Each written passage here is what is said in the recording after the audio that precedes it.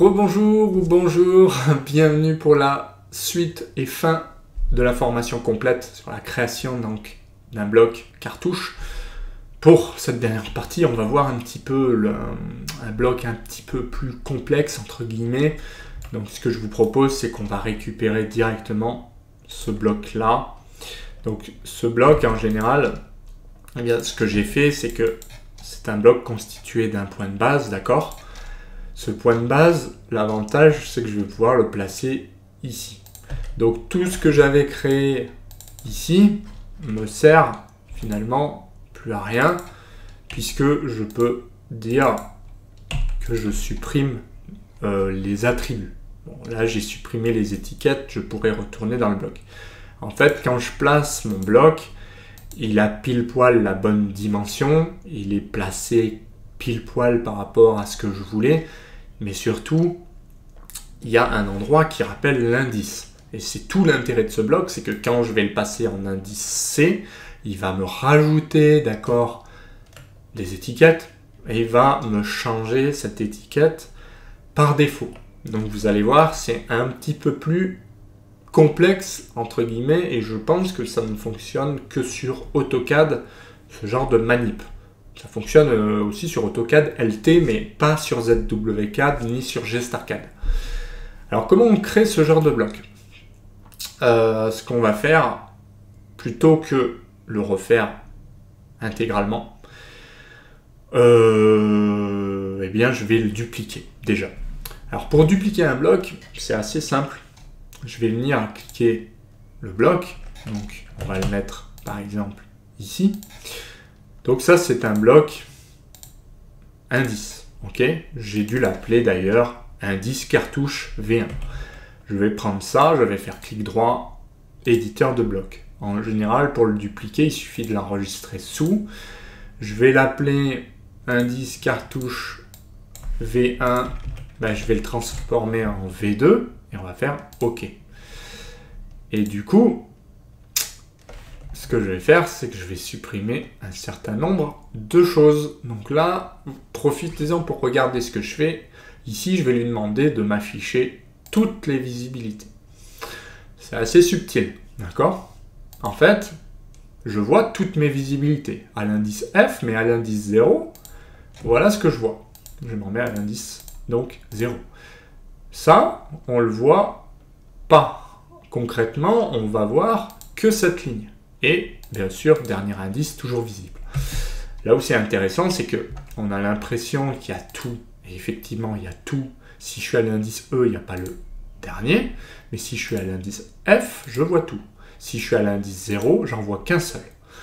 Alors, pour créer ça, en gros, c'est un bloc classique. Si je suis à l'indice F, c'est un petit peu ce qu'on a fait depuis le début finalement. C'est quoi ? C'est une étiquette indice A, une étiquette date A, ainsi de suite. Ensuite, je les copie-colle, je remplace le A par le B jusqu'à arriver à F.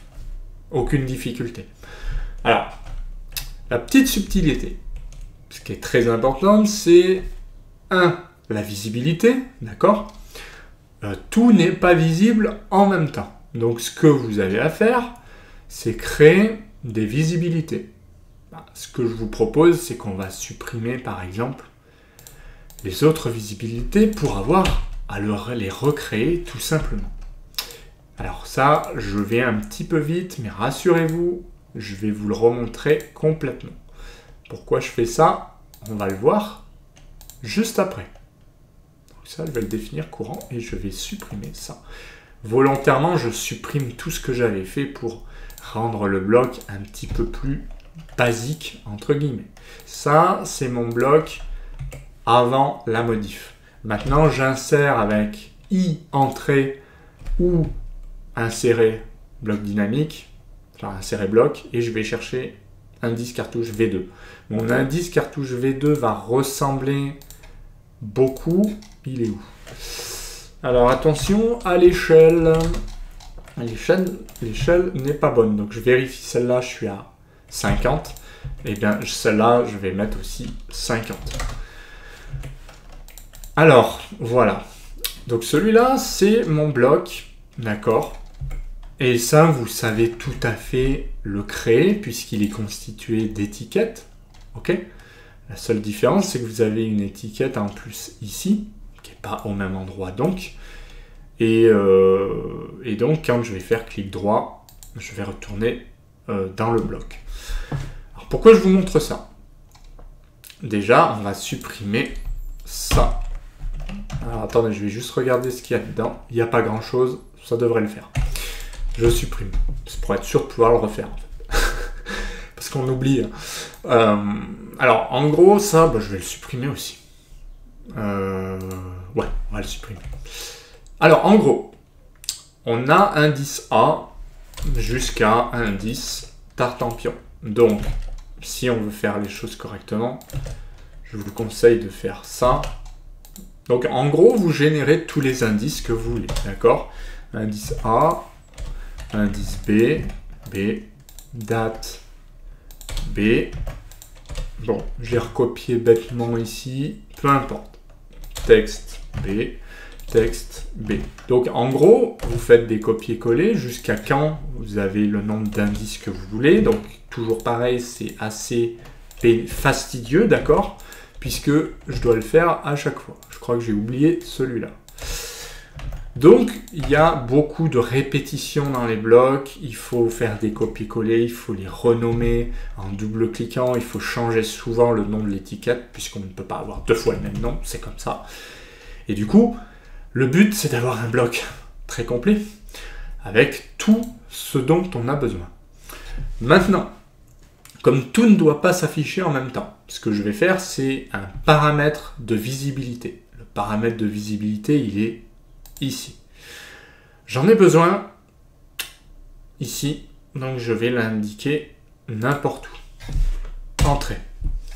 Visibilité, je double-clique et je peux renommer. Par exemple, je peux dire que ça, c'est l'indice B. Ok. Indice B, tout est visible, aucun problème. Maintenant, je double-clique et je lui dis, je veux un nouveau indice C. Non, indice A, pardon. Indice A, puisque je n'ai pas fait d'indice C. Là, il est courant. On est d'accord que si je suis à l'indice A, je ne suis pas à l'indice B. Donc l'indice B, il s'en va. On ne peut pas faire supprime. On doit faire masquer. Et là, il est masqué. Si je clique ici, je ne vois que ce qui est visible. Si je clique ici, je vois en estompé, on peut dire. Vous voyez en estompé qu'il est présent, mais pas affiché. Enfin, il existe, ok, mais il n'existe plus. Dans la visibilité actuelle, je ne le verrai pas. Par contre, oui, il est créé. Si je repasse à l'indice B, je le vois. Si je passe à l'indice A, si je clique là, je ne le vois pas. Donc ça peut être bien de ne rien afficher ou le mettre en estompé. Ça dépend dans quel cas vous êtes. On va faire le dernier. La dernière visibilité, c'est l'indice 0. Je fais nouveau, je fais indice 0 et OK. Et là, je vais faire OK. Je vire l'indice A, entre guillemets, en faisant ça. Alors attention, je peux aussi faire clic droit, visibilité de l'objet, masquer pour tous les états ou alors masquer pour l'état courant. Donc ça revient à cliquer ici. Donc attention. Attention à ce que vous faites. Si vous faites tous les états, vous masquez partout. Vous ne l'aurez plus visible nulle part. Donc ça peut être bien dans certains cas. Quand vous êtes planté, vous voulez le masquer partout et le rappeler à un endroit précis. Dans ce cas-là, pour le rappeler à un endroit précis, c'est soit affiché pour l'état courant, soit affiché ici. Donc là, je vous montre vraiment toutes les astuces. Quand vous cliquez ici, vous avez tous les paramètres de visibilité. Ça revient au même que de double-cliquer et de dire rendre courant ça en double-cliquant. Donc franchement, quand vous avez à vous balader, utilisez plutôt ça, c'est sympa. Vous choisissez l'état, on le voit s'afficher ici. Là, je me remets en 0. Donc ça marche. Vous pourriez vous arrêter là. Pourquoi pas? Parce que si je fais enregistrer, mon bloc là me permet très bien de faire indice A, d'accord? Indice B. Alors, on va faire add 5. Comme d'habitude, il faut synchroniser et faire add 5, d'accord? Donc, ça marche. Je fais 0, j'ai rien. Je fais indice A, j'ai la date de l'indice A. Je suis maintenant, bien sûr que j'aurai figé, ok? Je fais indice B, j'aurais figé toutes les autres dates, mais là j'aurais gardé mes champs, je vais modifier ça, là je vais modifier des résas, là je vais modifier ceci, le plombier a rajouté un trou, bref, on s'en fiche. Là j'ai été vite, j'ai peut-être pas tout rempli, il y a des petits bugs, bon, je vais aller voir tout de suite ce qui se passe. Les bugs, à mon avis, ouais, c'est juste une histoire de visibilité, peut-être. Bon, je sais pas exactement ce qui s'est passé. Je vais resynchroniser, sait-on jamais. Bon, ah oui, c'est juste au niveau des noms, parce que dans propriété, vous avez vu nom dessinateur, il n'y a rien. Donc, en fait, c'est parce que j'avais rien. Là, c'est mieux. Donc, il n'y a rien du tout. On s'en fiche. Vous vous souvenez, on va insérer un champ de toute façon.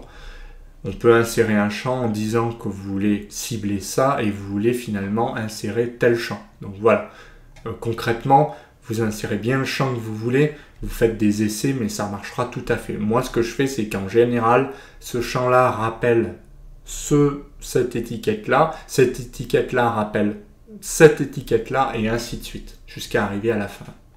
Donc là, je ne vais pas le faire parce que clairement, pas d'intérêt, vous le ferez vous-même, parce que... bon, au final, soit vous ne le faites pas et vous mettez le nom, et soit vous le faites bien au début. Je vous le conseille. Ça prend du temps, mais au moins c'est fait. Donc, je voulais vous dire, on est d'accord que là ça marche, ok? Par contre, il y a une petite subtilité, c'est que là vous êtes embêté, ça ne marchera pas. Il ne saura pas lui vous dire que vous êtes à l'indice B ou à l'indice 0, parce que il va falloir lui dire manuellement. C'est pour ça que je vais vous montrer la dernière astuce qui consiste à dire, eh bien ici, on va lui dire de mettre systématiquement l'état qu'on souhaite. Alors pour faire ça, il y a une méthode assez complexe, entre guillemets, c'est que déjà on va retourner éditer ce bloc-là, mais on va pas pouvoir le faire avec la visibilité. Donc la visibilité va plus servir. Donc je vais devoir la masquer éventuellement, parce que ce n'est pas ce que je souhaite utiliser, d'accord? Je ne veux plus l'afficher, je ne veux plus qu'elle soit visible, donc je ne veux plus de poignée.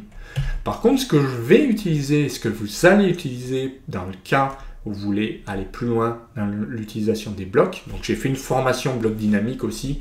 Franchement, si vous voulez faire une gestion des contraintes, etc., avec des paramètres de linéaire, etc., bah, vous serez obligé de passer par là. Là, je vous montre la table de bloc. Donc, c'est la table de bloc qu'on va utiliser avec une poignée, on fait entrer. La différence, c'est que la table de bloc vous permet de gérer à la fois une visibilité, mais à la fois des étiquettes, des distances et tout ce que vous voulez. Mais attention, la table de bloc, par contre, n'est pas utilisable sur d'autres logiciels qu'AutoCAD. C'est pour ça que si vous voulez utiliser d'autres logiciels, vous utilisez simplement les visibilités, mais vous serez obligé de forcer les valeurs. Là, je vais vous montrer le principe. Vous retrouvez tous vos paramètres. Donc, ce qui est sympa, c'est que vous pouvez dire que la visibilité que vous avez choisie ici, vous pouvez l'afficher. Vous pouvez l'afficher, mais en face, vous pouvez dire que vous allez l'afficher et la lier avec le dernier indice. Le dernier indice, c'est quoi? C'est un attribut. Donc, le dernier indice, je vais l'activer. Ça veut dire quoi?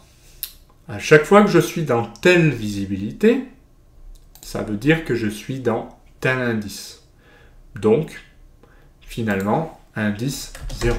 Maintenant, si vous choisissez la visibilité A, vous serez dans l'indice A, etc. Visibilité B, vous serez dans l'indice B. Et vous faites OK. On pourrait s'arrêter là. On va voir déjà ce que ça donne.